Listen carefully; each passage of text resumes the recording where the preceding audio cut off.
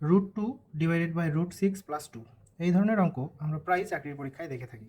আসুন অঙ্কটি কীভাবে সমাধান করা যায় আমরা দেখে নিই। প্রথমেই √6কে এবং 2কে আমরা ভাঙায় নিব √2 এ ট্রান্সফার করার জন্য।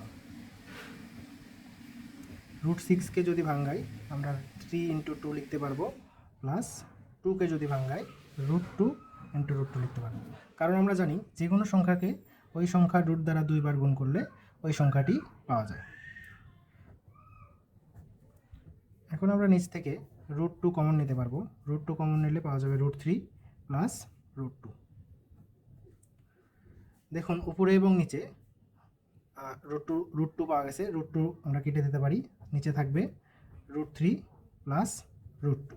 √3 প্লাস √2 এর অনুবন্ধী সংখ্যা অর্থাৎ বিপরীত সংখ্যা দ্বারা আমরা উপরে এবং নিচে গুণ করব।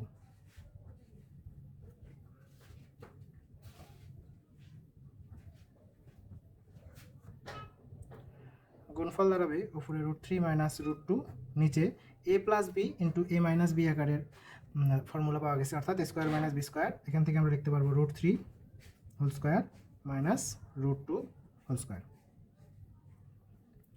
এখান থেকে লিখতে পারবো উপরে থাকবে √3 minus √2 divided by square root কাটা থাকবে 3 মাইনাস স্কোয়ার রুট কাটা থাকবে 2 is equal to √3 minus √2 divided by 3 minus 2 is equal to 1।